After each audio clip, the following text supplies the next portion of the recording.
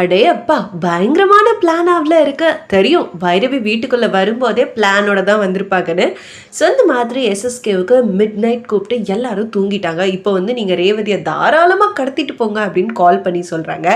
But இந்த விஷயம்லாம் already Ilakkiya நடக்கும் அப்படின்றத கெஸ் பண்ணி ஸோ ரேவதி அம்மாவை ரெடியாக எடுத்து பேக் பண்ணி வச்சுருக்காங்க. ஸோ கிளம்புங்க அப்படின்னு சொல்லிட்டு ரொம்ப அவசரப்படுத்தி ரேவதி அம்மாவை கூட்டிகிட்டு போகிற பார்க்குறாங்க.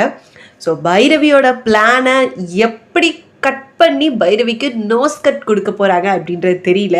ஏன்னா கரெக்டாக ரேவதியும் இலக்கியம் வெளியே வரும்போது எஸ்எஸ்கே உள்ள நுழையிறாங்க.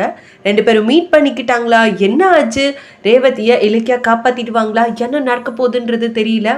பார்க்கலாம், மிஸ் பண்ணாமல் எபிசோடில் பார்த்து தெரிஞ்சுக்கலாம்.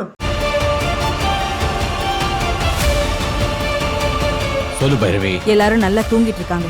நான் கதவை ஓபன் பண்ணி வச்சிருக்கேன். நீங்க வந்து ரேவதியை தூக்கிட்டு போங்க.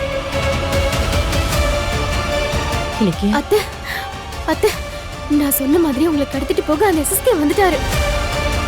கொடுங்க, வாங்க அத்தை.